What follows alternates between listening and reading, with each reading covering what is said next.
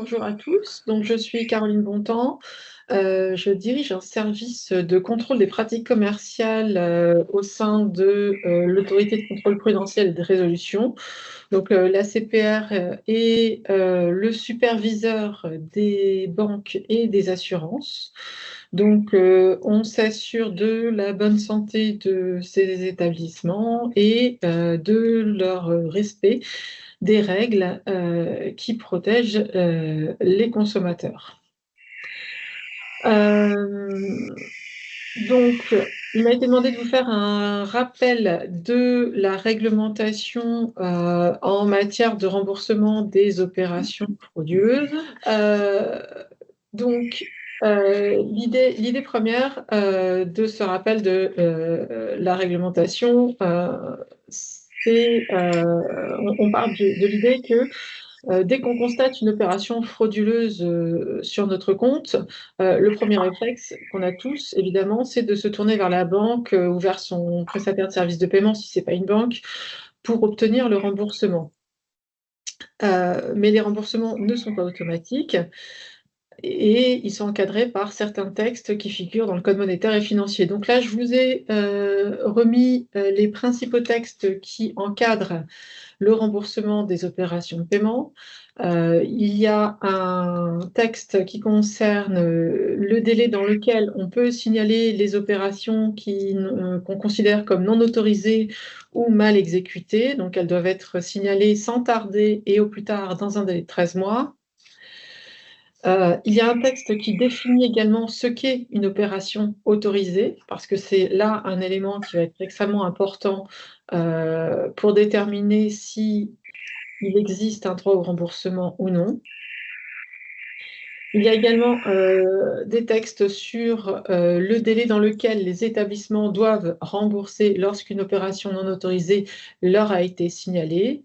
Et enfin, le dernier texte qui encadre la charge de la preuve, qui pèse sur les prestataires de services de paiement, à qui il appartient de prouver que l'opération contestée a bien été authentifiée, dûment enregistrée et comptabilisée, et qu'elle n'a pas été affectée d'une déficience technique ou autre. Donc ça, c'est vraiment la vision très théorique des choses. Et pour voir un petit peu comment tout ça se met en place, comment les textes s'articulent entre eux en pratique, je vous ai reproduit un schéma qui a été réalisé par l'Observatoire de la sécurité des moyens de paiement et qui décrit un petit peu le processus de remboursement que les établissements doivent suivre. Donc, on voit bien à travers ce schéma, on part de l'opération contestée par le client et on voit les questions à se poser. Est-ce que l'opération a été autorisée ou non? Donc, si elle a été autorisée, il n'y a pas de droit au remboursement. Si elle n'a pas été autorisée, on passe aux questions suivantes. Est-ce que la banque a la preuve, est capable d'apporter la preuve du comportement frauduleux du client? Ensuite, est-ce que le paiement a été authentifié fortement? Est-ce qu'il existe une preuve aussi du manquement intentionnel ou de la négligence grave du client? Et c'est toutes ces questions qui vont conduire la banque à décider ou non du remboursement de l'opération contestée. Donc, on voit au travers ces textes qu'il existe des critères déterminants. Donc, le caractère autorisé ou non d'une opération de paiement, l'existence d'un comportement frauduleux, l'existence d'une authentification forte, et enfin la négligence grave ou intentionnelle du client. Pour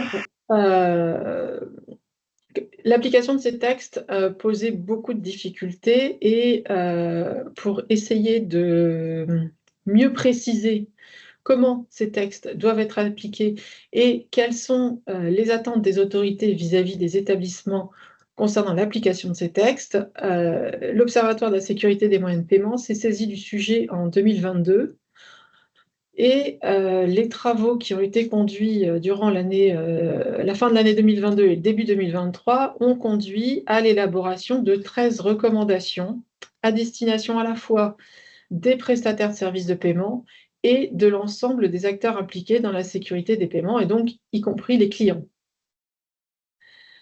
Donc si on peut passer à la slide suivante. Donc, les recommandations de l'OSMP étaient articulées entre plusieurs thématiques. Il y a des recommandations qui concernent le traitement des contestations, avec la mise en place d'un délai maximum des investigations, et qui prévoit que les établissements doivent mener leurs investigations dans un délai de 30 jours maximum. Alors, on est sur des recommandations. Le délai n'est pas contraignant, mais s'agissant des recommandations de l'OSMP, les banques se sont engagées à respecter ce délai. Donc, ça, c'était le premier point. Il y a également une recommandation qui porte sur l'information du client en cas de reprise des fonds. C'est-à-dire quand la banque décide de rembourser une opération de paiement, elle doit rembourser dans un délai de J+1, donc un jour ouvré maximum après la contestation. C'est quand même très très court pour pouvoir mener des investigations complètes pour savoir s'il y a une négligence grave, s'il y a éventuellement une fraude du client. Mais la loi prévoit ce délai de 24 heures, un jour ouvré. Donc, il a été prévu que dans ces cas-là, les banques doivent informer leurs clients. Le client qui est remboursé doit être informé de la possible reprise des fonds si, dans le cadre de ces investigations ultérieures, la banque est en mesure d'apporter la preuve de la négligence grave du client ou de la fraude du client. Et là aussi, on retombe sur le délai de 30 jours. Ce délai de reprise, la reprise des fonds doit, si elle a lieu, avoir lieu dans les 30 jours. Concernant le traitement des contestations, la troisième recommandation prévoit également une obligation pour la banque de justifier tout refus de remboursement et pas se contenter de dire que l'opération a été authentifiée. Il faut vraiment développer le motif de refus, avec éventuellement tous les éléments qui peuvent justifier ce refus et surtout toutes les informations utiles au client s'il souhaite porter une réclamation devant le service réclamation de la banque. Ensuite, les recommandations suivantes portent sur le traitement des cas spécifiques. Donc, le traitement des cas spécifiques, donc là, on va arriver sur les principes, par exemple, applicables aux opérations sans authentification forte. Donc, le principe est assez simple. En cas d'absence d'authentification forte, la banque doit rembourser immédiatement les fonds, sauf soupçon de fraude. Là, c'est vraiment, il pourrait y avoir négligence grave, ça n'est pas un motif pour refuser le remboursement.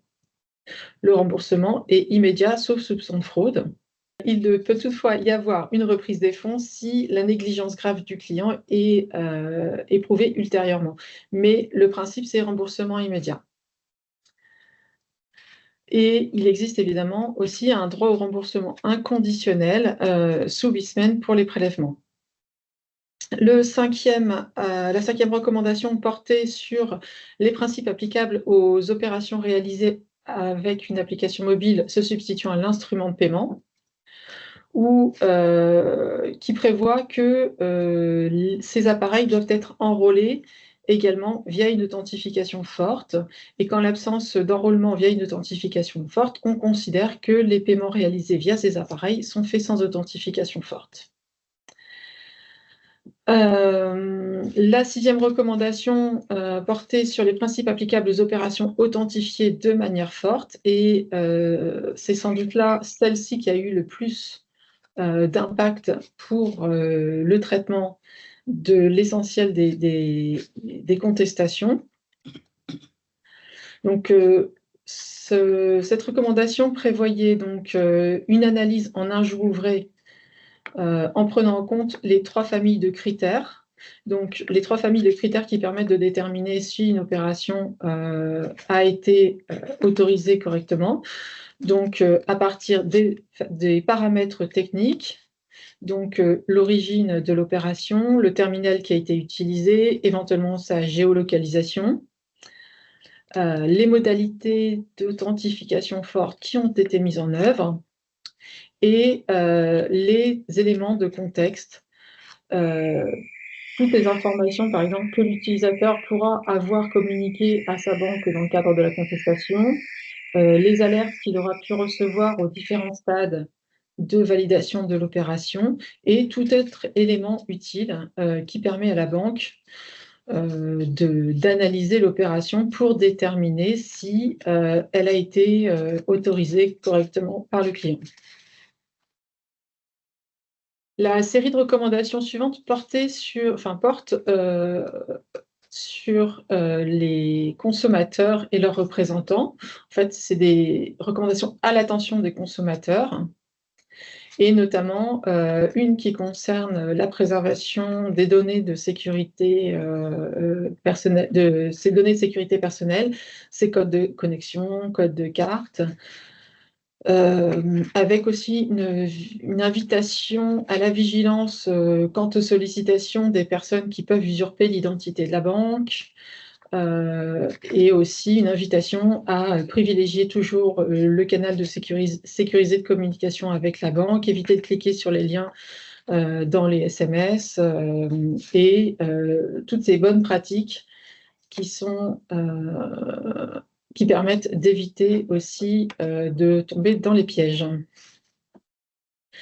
La 8e recommandation portait sur le devoir de transparence de la part des victimes de fraude, puisque c'est un des points importants pour les établissements qui doivent, dans un délai assez court, d'un jour ouvré, déterminer si l'opération est frauduleuse, si le client a été négligent, etc., mais qui finalement ne dispose pas des informations. Et donc, il était demandé aussi dans ce cadre-là aux clients victimes de fraude d'apporter toutes les précisions sur la manière dont la fraude s'est déroulée pour permettre à la banque d'identifier aussi quel moyen a été utilisé, notamment si un numéro de téléphone a été usurpé, parce qu'il y a aussi, c'est aussi un élément important et qui peut aussi favoriser le remboursement du client dans certains cas. Les recommandations suivantes portaient sur la prévention de la fraude. Donc avec la recommandation 9 qui concerne l'application d'une authentification forte lors de l'accès à la banque depuis un nouveau point d'accès à Internet ou un nouveau terminal, et qui permet de limiter les fraudes, notamment lorsque le fraudeur a réussi à subtiliser les codes de connexion des clients. C'est-à-dire que les codes de connexion des clients ne devraient pas suffire à se connecter à un nouveau terminal. Il faut en plus authentifier fortement ce terminal. La recommandation 10 concerne les modalités d'enregistrement des IBAN des bénéficiaires des virements, mais elle n'a plus lieu d'être puisqu'il y a désormais une vérification de concordance entre le nom des bénéficiaires et l'IBAN enregistré. La recommandation 11 concernait l'information et les options présentées à l'utilisateur au moment de l'authentification forte. Donc là, c'est toutes les fenêtres pop-up qui apparaissent désormais pour informer la personne qui est en train d'authentifier son opération que oui, elle est bien en train de faire une opération de paiement, que si elle est en ligne avec un pseudo-conseiller, il faut qu'elle raccroche. Toutes ces informations qui sont destinées à empêcher la réalisation de la fraude. La recommandation 12 portait sur la simplicité d'accès aux procédures de blocage des instruments de paiement, puisque le blocage des cartes bancaires était quelque chose d'assez simple. En revanche, pour les autres moyens de paiement, notamment les virements, c'était pas toujours très très simple. C'était même parfois un peu compliqué, avec un accès qui parfois n'était pas accessible en permanence. Il fallait attendre certains jours ouvrés pour pouvoir réaliser le blocage. Et enfin, la dernière recommandation qui portait sur le rôle des fournisseurs de services et de technologies de l'information afin qu'eux aussi participent à la lutte contre le phishing, le spoofing, les SIM swapping et compagnie. Donc, à l'issue, 1 an après la mise en œuvre de ces recommandations, l'ACPR, en lien avec l'Observatoire de la sécurité des moyens de paiement, a réalisé une enquête par questionnaire auprès des plus grands acteurs du marché. C'est une enquête qui a été menée auprès de 14 établissements de crédit et de paiement pour voir comment ils avaient mis en place ces recommandations et quel avait été l'impact de ces recommandations sur leur pratique en matière de traitement des réclamations, enfin pas des réclamations, pardon, des contestations d'opérations de paiement. Donc, l'enquête a permis de mettre en évidence que la sécurité des parcours de paiement des clients avait été renforcée, avec une meilleure information sur le type d'opération en cours de validation, une mise en avant aussi de la possibilité de refuser l'opération à chaque étape. Le traitement des contestations lui-même s'était amélioré. Et quand je parle du traitement des contestations, je parle de la procédure, je ne parle pas des taux de remboursement. Les recommandations n'avaient pas forcément pour objectif d'augmenter le remboursement, mais surtout de s'assurer que dans le traitement des contestations, les règles étaient correctement respectées. Après, de savoir si la banque décide de rembourser ou pas, c'est plutôt dans une relation bilatérale entre l'établissement et son client, et en cas de litige, ça relève des tribunaux et pas de la CPR. Donc nous, notre objectif, c'était de vérifier que les procédures étaient respectées. Et donc en matière de procédure et de respect de la réglementation sur la manière de traiter ces contestations, on a constaté que le traitement des contestations s'était amélioré, puisque désormais les PSP interrogés utilisaient bien les 3 familles de critères dans leurs arbres de décision, alors qu'auparavant, elles se limitaient souvent à dire que l'opération avait été authentifiée fortement et que donc l'opération était autorisée. Désormais aussi, les PSP motivent mieux leurs décisions, ce qui permet aussi au client de mieux comprendre, même s'il n'est pas toujours d'accord avec, de mieux comprendre le refus. Mais il reste quand même des points à améliorer, et notamment sur la communication des éléments justificatifs à la demande du client. C'est-à-dire que les banques sont beaucoup plus disposées à préciser les motifs de leur décision, mais ont encore un petit peu de mal à donner les éléments qui vont permettre aux clients d'avoir des preuves concrètes de ce qui est avancé par la banque. Et enfin, en ce qui concerne les paiements sans authentification forte, le remboursement immédiat des paiements frauduleux est bien constaté sur les paiements par carte sans authentification forte, mais il y a encore des efforts à faire sur les paiements frauduleux par virement sans authentification forte. Donc voilà pour la partie contestation des opérations. Et au-delà du contrôle des pratiques commerciales des établissements, mon service est également en charge de réaliser, de recevoir les réclamations clients qui sont portées à la Banque de France, et qui nous permettent de voir un petit peu quels sont de voir un petit peu les comment dire? De Les nous différents saisir. cas d'arnaque, en fait. Oui, voilà, de nous saisir de cas d'arnaque. En fait, il y a beaucoup de cas d'arnaque qui nous remontent, et à partir de ces informations qui sont assez nombreuses, qui nous remontent, on arrive à identifier des modes opératoires, et à partir de là, on fait beaucoup de prévention. Donc, ces signalements d'arnaque nous permettent à la fois de faire de la prévention sur les réseaux sociaux, sur notre site ABE Info Service, mais également de tenir des listes noires des sites qui sont utilisés par les fraudeurs pour appâter leurs clients ou pour collecter des données personnelles qui ensuite vont être utilisées pour escroquer les clients. Et donc ces listes noires, vous pouvez les retrouver sur le site ABE Infoservice. Donc là, j'ai prévu de vous faire une petite synthèse des principales arnaques qui nous remontent. Donc on a le fameux spoofing avec les appels des faux conseillers bancaires qu'on commence maintenant à bien connaître, mais qui continuent quand même à se développer et à se diversifier.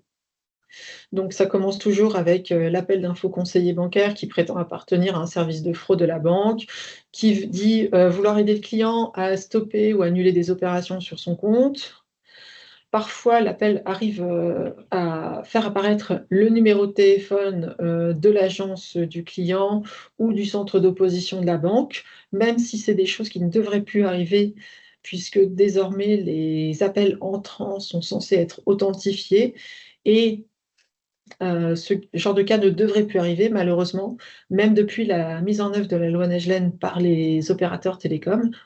On continue, nous, à recevoir des signalements de clients qui nous disent que c'était bien le numéro de leur banque qui s'affichait et c'était pas un 06 ou un 07, c'était vraiment le numéro de leur banque. Le discours de ces escrocs est quand même très souvent professionnel, il est assez convaincant, il est bien fait, ils parlent avec beaucoup d'assurance, ils essayent, d'ailleurs d'être rassurants aussi puisque, leur technique, c'est de mettre la victime dans une situation d'insécurité où elle n'a plus, le temps de réfléchir. Donc il faut la mettre dans une situation d'urgence, lui expliquer que, elle n'a pas le choix en fait, il faut absolument qu'elle fasse ce qu'on lui demande de faire, parce que sinon elle va tout perdre. Alors que c'est au contraire, en faisant ce qu'on lui demande de faire qu'elle risque de tout perdre. Donc, on a quelques variantes qui arrivent, hein, avec, l'appel du faux conseiller qui concerne une carte de paiement qui est prétendument défectueuse. Ils envoient un coursier pour la récupérer. Il y a aussi le faux conseiller bancaire qui propose de vider les comptes, enfin de créer un compte auprès d'un autre établissement sur lequel le client est invité à virer l'intégralité de ses fonds pour les sécuriser. Et comme la création du nouveau compte de paiement se fait en ligne, en direct avec l'escroc, en fait, l'escroc arrive à avoir directement les identifiants et une fois que le virement est fait, il a toutes les données nécessaires pour pouvoir vider ce nouveau compte et le client se retrouve à avoir vidé lui-même ses comptes et avoir donné les codes à l'escroc. Donc dans ces cas-là, on est typiquement sur des opérations qui vont être difficiles à contester puisque le client a clairement autorisé l'opération. Il l'a même exécutée lui-même. Donc dans ces cas-là, c'est des cas qui sont assez difficiles à défendre auprès des banques. Donc les bons réflexes face au spoofing sur lesquels on essaye de communiquer le plus largement possible, c'est évidemment la méfiance face aux appels imprévus, le fait de raccrocher immédiatement, d'appeler sa banque pour vérifier avec un numéro habituel, évidemment de ne jamais communiquer ses mots de passe, de ne jamais valider des opérations qu'on n'a pas initiées soi-même, de ne jamais remettre ses moyens de paiement à un coursier, ni de valider une opération au téléphone avec une personne qui vous demande de ne pas tenir compte des messages d'alerte. Puisque les escrocs aussi arrivent à convaincre leurs clients que le message d'alerte, il ne faut pas en tenir compte, c'est un message habituel, c'est pas pour ce cas précis. Le deuxième type d'arnaque qu'on voit beaucoup passer et qu'on va retrouver sur nos listes noires, ce sont les fausses offres sur internet. Donc, elle concerne de nombreux sites internet frauduleux avec des propositions de livrets ou de placements financiers avec des rendements élevés et qui vont souvent usurper l'identité d'établissements légitimes. Ces sites internet recrutent leurs clients soit sur les réseaux sociaux, soit dans des publicités qu'on trouve sur les moteurs de recherche. Il suffit de taper placement, recherche placement à rendement élevé ou quel est le livret le plus rémunérateur du moment pour tomber sur 10 annonces frauduleuses en tête de recherche. Donc, dans ces cas-là, la première étape, c'est que la personne clique sur le lien, elle se retrouve sur un site internet de collecte de données où elle est invitée à remplir un formulaire où on va lui poser des questions sur son patrimoine. Elle va donner évidemment ses coordonnées. Et ensuite, elle va être rappelée par un faux conseiller qui va là aussi être très professionnel, très amical, et qui va mener un entretien assez poussé pour évaluer le patrimoine à escroquer, pour voir si la personne peut, enfin combien il peut lui soutirer. Et généralement, les personnes sont invitées d'abord à tester la rentabilité du placement en investissant une somme assez modeste.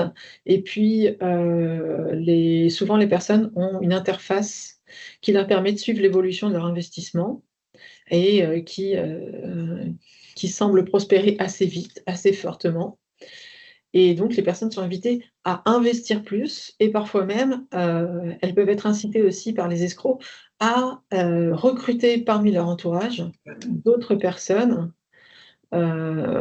qui vont aussi investir. Et dans ce cas-là, ça peut rapidement créer des dégâts assez importants, notamment, enfin, chez la victime, mais également chez son entourage.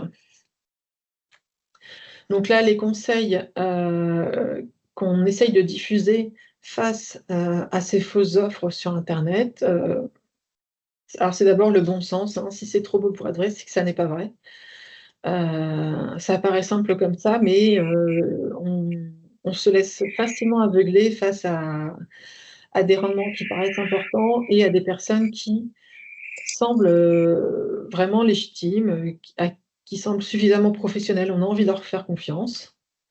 Donc il faut aussi éviter de remplir les formulaires de contact sans faire de vérification. Déjà s'assurer que l'adresse du site internet sur laquelle on est bien l'adresse officielle de l'établissement, parce que parfois il suffit de rajouter quelques lettres dans l'URL pour que ce ne soit pas l'adresse officielle, mais c'est des sites qui sont très bien faits. L'intelligence artificielle aide beaucoup aussi pour usurper les sites internet des établissements, des vrais établissements.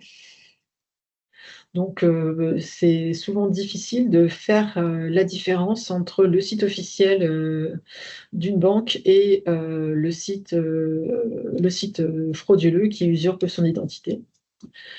Globalement aussi, on ne peut qu'inviter les gens à faire attention à leurs données personnelles, à éviter de remplir des formulaires de contact, d'envoyer des données personnelles, d'envoyer aussi des documents. Ça, c'est aussi un élément important.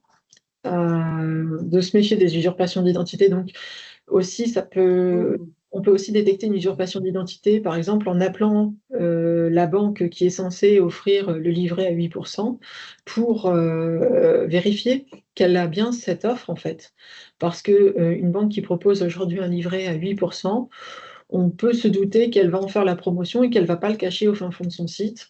Donc, si en faisant quelques recherches sur internet, on ne retrouve pas sur le site officiel de la banque ce livret, si en appelant l'agence locale ou le siège de cette banque, personne n'est capable de trouver trace de ce livret, c'est sans doute qu'il s'agit d'une usurpation d'identité. Et puis, on ne peut évidemment qu'inviter les gens aussi à consulter les listes noires sur le site ABE Info Service, puisque sur ces listes noires, ils retrouveront tous les sites internet qui nous ont été signalés comme étant des sites frauduleux. Et enfin, la dernière arnaque. Non, c'était. Voilà, merci. L'autre arnaque qui fait beaucoup de dégâts, c'est l'arnaque au crédit. Alors en fait, il n'y a pas une arnaque au crédit, il y a à peu près trois types d'arnaques au crédit qui font là aussi des dégâts importants. Il y a d'abord les faux crédits. Alors les faux crédits, c'est des personnes qui pensent souscrire des crédits souvent à la consommation. Donc c'est pour des montants limités et le préjudice va être limité parce que en fait, les personnes sont invitées à verser des frais pour pouvoir récupérer le crédit. Donc, le préjudice est limité, mais c'est souvent des personnes qui ont du mal à avoir des crédits, la consommation classique. Donc, on va souvent se retrouver face à des personnes qui sont en grande situation de fragilité financière. Et donc, même si le préjudice paraît limité, pour elles, c'est important. On a ensuite les faux crédits immobiliers. Alors là, les montants sont un petit peu plus élevés. Puisque les faux crédits immobiliers, les victimes, on se retrouve avec des victimes qui, en cherchant un crédit immobilier, font souvent des simulations sur des sites de courtiers et qui parfois arrivent malheureusement sur des faux sites de courtiers. Et donc là, elles vont rapidement tomber dans le piège, puisqu'elles vont faire la même chose que pour un site de courtier classique, en donnant tous les détails de leur projet immobilier, en envoyant tous les éléments nécessaires à la réalisation, à la constitution d'un dossier de prêt immobilier, et être mise en contact avec un escroc qui va vraiment faire semblant de monter un dossier de crédit immobilier et à la fin, l'escroc va leur dire: «Bah, maintenant, pour obtenir le déblocage des fonds, donc vous avez obtenu votre crédit». Le taux est parfois le même taux que dans les banques classiques, c'est même pas forcément un taux extrêmement bas. Mais pour pouvoir débloquer ces fonds, les personnes sont invitées à verser leur apport personnel. Et là, l'escroc disparaît en fait avec l'apport personnel. Alors, donc les montants sont rapidement assez élevés et les victimes ont en plus d'avoir perdu leurs apports personnels, leur apport personnel, elles ont en plus envoyé toutes les informations nécessaires, toutes les données qui permettent, le 3e cas d'arnaque au crédit, c'est la souscription de vrais crédits avec usurpation d'identité de la victime. Et donc là, pareil, les préjudices sont potentiellement très importants, avec aussi des risques d'inscription au FICP.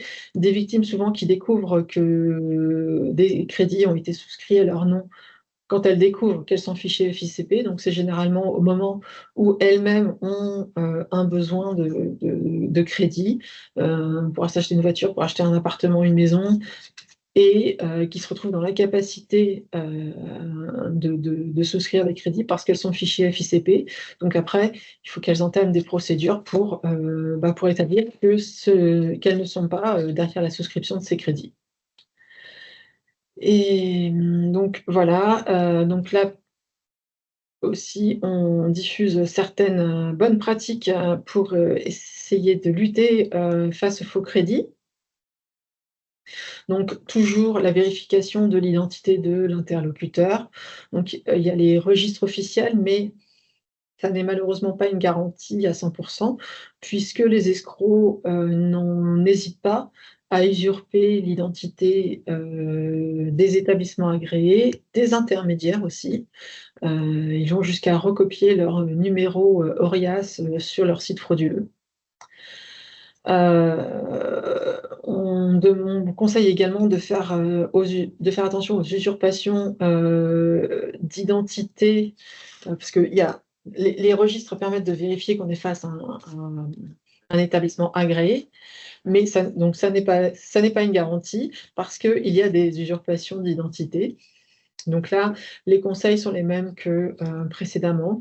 Ne pas hésiter à vérifier auprès des établissements qu'on est bien en relation avec la bonne personne, que l'établissement a connaissance en fait de cette relation client naissante. et aussi de consulter les listes noires, puisque les listes noires comprennent un grand nombre de sites internet, de faux comparateurs, de faux établissements de crédit. Donc, pour vous donner une idée, chaque année, on enregistre environ 1250 noms, 1250 URL d'établissements frauduleux, enfin, de sites frauduleux sur ces listes noires. Et je crois que je suis arrivée au bout de ma présentation. Merci d'avoir pris du temps pour nous faire votre intervention. Je garde le PowerPoint, ça vous embête pas si je le diffuse? Pas du tout. D'accord. Et je vous remercie beaucoup d'être intervenu. Et du coup, on vous libère. Merci beaucoup d'avoir participé. Merci. Et à très bientôt. Merci beaucoup. Au revoir, madame. Merci. Au revoir. Merci. Au revoir. Au revoir, merci. Et du coup, j'en profite pour reprendre la main assez rapidement pour être dans les temps. Moi, alors peut-être tu peux arrêter je vais partager mon document. Hop. Je vous avais dit qu'on ferait un petit temps sur la jurisprudence parce qu'il y a des choses qui sont assez intéressantes dans les dernières jurisprudences. Alors la jurisprudence, n'ayez pas peur, c'est pas un cours de droit du tout. Ça va être assez concret. On a voulu faire ce webinaire parce que on a eu des remontées de permanence et voilà de cas aussi concrets de spoofing. Donc le spoofing, c'est l'arnaque aux faux conseillers bancaires. Donc voilà, on appelle un conseiller avec parfois le numéro de la banque, hein, c'est bien votre numéro de banque, qui a des informations sur vous et qui vous dit, bah, il y a il y a une alerte. Enfin, il vous met en alerte et il vous demande tout de suite de faire des opérations et de plus en plus sophistiquées. On va faire rapide. Et puis vous vous rendez compte après que bah, votre compte a été débité. Donc ça, on en a tous entendu parler, on en a eu dans les permanences, donc on s'est dit on va faire quelque chose là-dessus et on s'est rendu compte que donc depuis quelques années, à chaque fois qu'il y avait une demande de remboursement, bah c'est pas facile, la banque elle dit que bah on a manqué de vigilance, que c'est un peu notre faute. Bon, et que bah, elle rembourse pas. Souvent, on abandonne. On se dit bon, on est persuadé en fait que la banque, bah, de toute façon, on est face à une montagne, qu'elle est dans ses droits. Et puis depuis quelque temps, bah, les juridictions, donc la jurisprudence, c'est les décisions des tribunaux, quels qu'ils soient, cour d'appel, cour de cassation, etc., et qui donnent des décisions qui font changer un peu le droit. Donc, on a regardé depuis quelque temps, les choses sont remontées beaucoup au niveau des juridictions et je vais vous faire un petit topo très rapide sur ce qui a évolué, si vous en êtes d'accord. Donc, là, je vous ai mis un premier slide. Vous voyez tous le slide? Oui, c'est bon? Oui. Je vous fais rapidement un petit point sur le cadre légal, le spoofing, donc la fraude aux faux conseillers bancaires. Donc là, je vous ai mis l'article du Code monétaire et financier qui pose le principe que la banque a l'obligation de rembourser toute opération non autorisée au plus tard le premier jour ouvrable, hein, elle en parlait tout à l'heure, le premier jour ouvrable suivant le signalement de l'opération. Elle est déchargée de cette obligation uniquement si elle prouve que le client a agi frauduleusement ou qu'il a commis une négligence grave. Ça, c'est l'article L133-18 du Code monétaire et financier. Donc, le principe, c'est qu'elle doit rembourser. Il y a une fraude, il y a voilà, une opération qui n'est pas autorisée de votre part ou de la part du consommateur. Elle doit rembourser, sauf si elle prouve que le client a agi frauduleusement ou qu'il y a une négligence grave de votre part. Et ensuite, la charge de la preuve donc pèse sur la banque et doit être suffisamment fournie pour justifier son refus de remboursement. Elle peut pas on verra plus tard, elle peut pas uniquement résulter du fait qu'il y ait une seule authentification de l'opération ou juste la seule utilisation de l'instrument de paiement. Il faut plusieurs indices convergents pour qu'elle considère qu'elle n'a pas à vous rembourser. Ça, c'est le principe de base. Donc déjà, sur le principe de base, par rapport à ce qu'on voit en permanence, souvent, on voit que la personne, elle dit qu'elle a été, voilà, débitée, elle s'est fait avoir, qu'elle a appuyé sur un truc, sachant que maintenant, il y a des techniques de plus en plus sophistiquées. Hein. Vous savez que maintenant, quand on vous amène même à retaper votre identifiant sur votre appli, il y a des sons selon chaque touche. Donc, quand vous tapez vos identifiants 19, 26, 32, 47, eh ben, rien que par le son, ils peuvent reproduire votre identifiant. Donc, c'est très sophistiqué, les arnaques. Donc, évidemment, il faut qu'il y ait plusieurs indices convergents. Donc, de toute façon, un, elle doit rembourser. Deux, si elle refuse de rembourser, elle doit prouver que vous avez commis une négligence grave. Donc, ça, c'est le principe. Ensuite, on a la jurisprudence avec un arrêt important. C'est l'arrêt fondateur qui permet de retrouver un peu d'espoir pour les consommateurs victimes. C'est un arrêt de la Cour de cassation du 23 octobre 2024 qui dit qu'on ne peut pas imputer au consommateur la négligence grave lorsque le mode opératoire mis en place vise à le mettre totalement en confiance et à tromper sa vigilance avec un système très élaboré. Donc le niveau de sophistication, évidemment, est un facteur important. Et donc, c'est donc, comme je vous le disais, bien à la banque de prouver cette négligence grave. Et la négligence grave est le seul cas dans lequel elle peut dire qu'elle ne rembourse pas. Donc, tous les cas qu'on voit passer où la banque dit « Ah ben non, je ne vous rembourse pas, vous vous êtes fait avoir ou alors vous avez manqué de vigilance », c'est vous qui le dites, prouvez-le. Prouvez-le parce que tant que vous ne le prouvez pas, vous devez me rembourser. Ça, c'est vraiment… Oui, vas-y Alain. Oui, excuse-moi, mais est-ce que ça date de quand, cette législation qui précise? Et est-ce que ça a un effet rétroactif sur effectivement ce qui s'est passé avant? La jurisprudence là, c'est l'arrêt de la Cour de cassation. Tu vois, je l'ai mis sur le slide du 23 octobre 2024. C'est pour ça que je vous fais un petit point sur les récentes décisions. Parce qu'en fait, c'est tout récent que ce soit aussi affirmé par les tribunaux. C'est-à-dire qu'ils ont pris conscience du fait que ça s'était tellement étendu, ça s'est tellement sophistiqué, ce type d'arnaque, que les tribunaux, ils se disent, là, on ne peut pas ne pas le voir. Donc, de plus en plus, ils ont évolué, ils ont avancé, ils ont consolidé leur positionnement. Donc, ça commence le 23 octobre 2024 avec cet arrêt de la Cour de cassation. Donc, cet arrêt-là qui dit que il faut prouver la négligence grave, il faut la prouver. Évidemment, quand le consommateur il est fragilisé, qu'on le met en confiance avec des éléments très sophistiqués, c'est normal en fait qu'il se fasse avoir. Et donc, c'est bien à la banque de prouver qu'il y a plus que ça, et c'est le seul cas dans lequel elle peut pas rembourser. Ce qui veut dire que on commence à prendre conscience que c'est aux banques de démontrer que. Ensuite, en 2025, on confirme les obligations et la responsabilité des banques quand il s'agit de rembourser au consommateur qui est victime de fraude.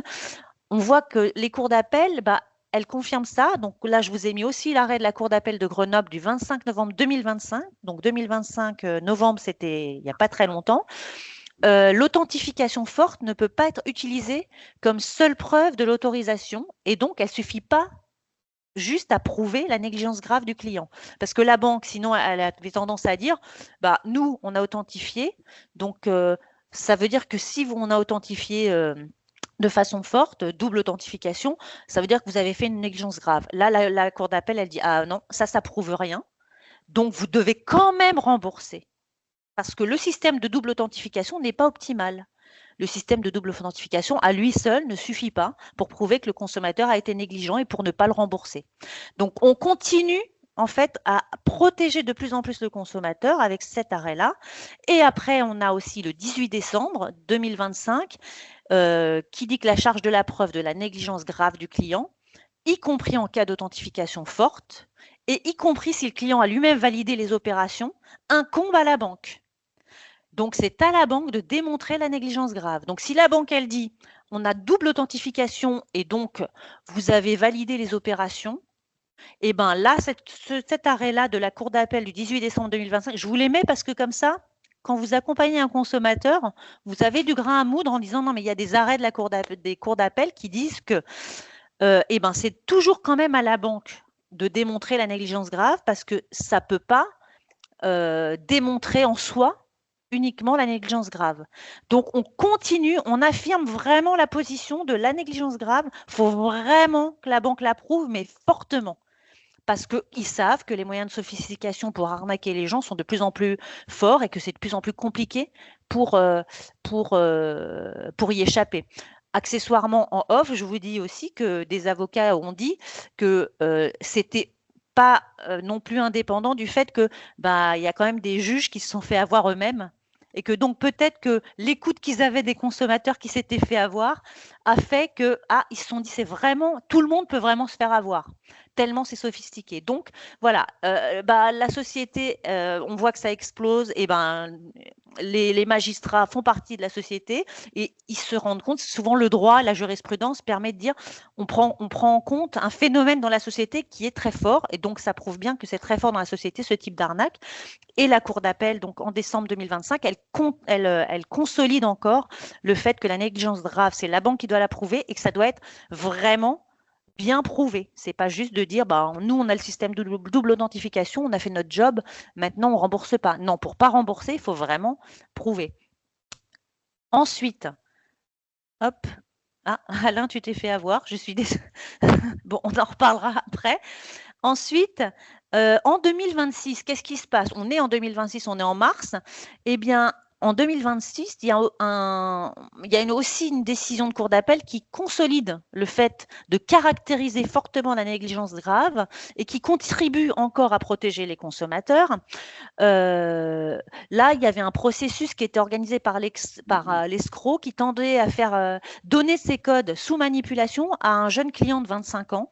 Et donc, il y a eu tout un processus de manipulation qui a fait que le client de 25 ans, jeune, un peu stressé, on l'a un peu, vous savez, mettre sous pression en disant vite, il faut faire vite, on est en train de vider vos comptes, je suis votre conseiller bancaire, etc. Ils ont considéré que le fait de donner ces codes sous manipulation n'était pas constitutif de la négligence grave et que donc, il fallait quand même rembourser ce client. Donc, vous imaginez on consolide encore plus le fait que c'est donc vraiment aux banques de prouver qu'il y a une négligence grave et que le fait d'être manipulé, d'être manipulé, mis sous pression pour donner ces codes, même pour donner ces codes, ne constituait pas une négligence grave qui justifierait que la banque refuse le remboursement. Donc, vous voyez, ça va de plus en plus vers le sens de la protection du consommateur. Alors attention toutefois, parce qu'il y a quand même quelques limites, il faut quand même être vigilant. On a notamment en mars, début du mois, là, la Cour de cassation qui, elle, a dit que, c'était très bien tout ça, mais là, en l'occurrence, il s'agissait d'un message clair et compréhensible qui marquait bien que l'opération, c'était une opération de paiement. Donc là, l'opération de paiement, même si dans la posture, on vantait le fait que c'était une opération d'annulation, sur le texte et le message que le client a reçu, il y avait bien marqué opération de paiement, il a validé, et là, vous voyez, la Cour de cassation, elle a dit, là, il faut quand même lire les messages, quoi. Donc, si dans votre message, vous voyez qu'il y a marqué opération de paiement et que vous validez, là, oui, on considère que vous n'avez pas lu le message, donc il faut quand même rester vigilant, bien lire tout ce qui est écrit, parce que quand même, on est quand même responsable de lire les messages qui nous sont attribués, surtout dans ce type de cas. Donc, il faut quand même rester vigilant. C'est pas acquis, mais c'est une ouverture. Pareil pour 2026, ça c'est un peu, c'est un plus aussi. Il y a un arrêt de la Cour d'appel de Besançon du 10 février 2026 qui semble étendre la protection des consommateurs qui sont victimes d'arnaques aux faux conseillers par téléphone à ceux qui sont victimes d'arnaques par SMS, au phishing. Donc, on est sur le spoofing par téléphone, le phishing par SMS, dans lequel on invite à cliquer sur un lien frauduleux. Donc là, maintenant, depuis cet arrêt du 10 février, donc le mois dernier, la Cour d'appel de Besançon considère que cliquer sur un lien frauduleux, ça constitue éventuellement une imprudence, certes, mais pas une négligence grave. Donc, qu'on doit aussi rembourser le client qui a cliqué sur un SMS frauduleux. C'est une négligence, enfin c'est une imprudence, mais c'est pas une négligence grave. Donc, vous voyez, les décisions de justice commencent de plus en plus à prendre conscience de l'étendue du problème, de la sophistication du problème. Donc, c'est pour ça que je vous ai fait un point jurisprudence, c'est parce que dans vos permanences, il faut que vous ayez à l'oreille que les décisions de justice, de plus en plus, sont très ouvertes. Et il y a une avocate qui disait l'autre jour que justement, de plus en plus, elles prennent conscience du stress qui est imposé aux clients, de la pression qui est mise dans l'urgence pour qu'ils fassent des modifications, des manipulations, et que du coup, elles en ont conscience et du coup, elles sont beaucoup plus à l'écoute du consommateur. Et il y a une décision du tribunal judiciaire de Paris, donc de janvier 2026, qui pointe, au-delà de la condamnation de la banque à rembourser, qui pointe aussi la responsabilité de l'opérateur téléphonique qui a une obligation de mettre en place, elle en parlait tout à l'heure, Caroline Bontemps, le dispositif d'authentification des numéros d'appel entrants. Depuis juillet 2023, les opérateurs de téléphonie doivent mettre en place un dispositif d'authentification des appels entrants. Là, il s'agissait d'un numéro de la banque du client qui s'affichait. Donc, comme souvent dans l'arnaque au faux conseiller bancaire, ce qui endort un peu la vigilance du consommateur, c'est que c'est bien son numéro de sa banque. Donc maintenant, depuis 2023, c'est la loi Neige-Haleine, dont elle a parlé tout à l'heure. Ils doivent mettre un dispositif d'authentification des numéros entrants. Là, la personne, c'était bien le numéro de sa banque qui s'affichait. Donc, cette obligation n'était pas remplie par l'opérateur de téléphonie. Bon, je crois que c'était Bouygues, d'ailleurs. Eh ben, le tribunal judiciaire de Paris en janvier a dit que, écoutez, il a été aussi condamné par le tribunal, l'opérateur de téléphonie. Donc, ce qui veut dire qu'on élargit, si vous voulez, cette exigence de remboursement et on prend en compte la fraude pour le consommateur et la victimisation du consommateur, pas aussi bien sur le phishing par SMS, et on considère aussi que l'opérateur de téléphonie, il n'est pas exempt de responsabilité puisqu'il y a une loi qui le contraint à avoir une authentification des numéros d'appel entrants. Donc, je finis presque. Il faut aussi savoir que, en plus de la demande de remboursement, on peut aussi demander de façon distincte des dommages-intérêts pour le préjudice moral sur le fondement de l'article 1240 du Code civil. Si la banque, quand vous avez demandé à être remboursé, elle a adopté un comportement qui n'était pas non seulement pas en accord avec la règle de principe qui est de rembourser, quand il n'y a pas de preuve qu'il y a une négligence grave, mais si elle ne vous répond pas, si elle rejette votre réclamation, qu'elle ne motive pas son refus, si elle ne vous écoute pas, si elle est pas désagréable, on peut aussi attaquer sur le préjudice moral sur le fondement de l'article 1240 du Code civil. Donc ça, c'est bon à savoir. Donc pour résumer, le principe, c'est que cette slide, elle résume la plus grande partie des choses. Le principe, c'est que la banque doit rembourser les sommes qui sont frauduleusement débitées aux clients, sauf si elle prouve la négligence grave, comme je vous l'ai dit, ou l'autorisation effective et consciente, éveillée, j'ai envie de dire, du client. La charge de la preuve repose donc sur la banque et pas sur le client. Plus la fraude est élaborée, sophistiquée, plus les juridictions maintenant, comme vous le voyez depuis 2024, sont favorables au consommateur qui est lésé. L'authentification forte ne suffit pas à elle seule à prouver l'autorisation du client et à se défalquer de l'obligation de remboursement pour la banque. La chronologie des faits est aussi importante.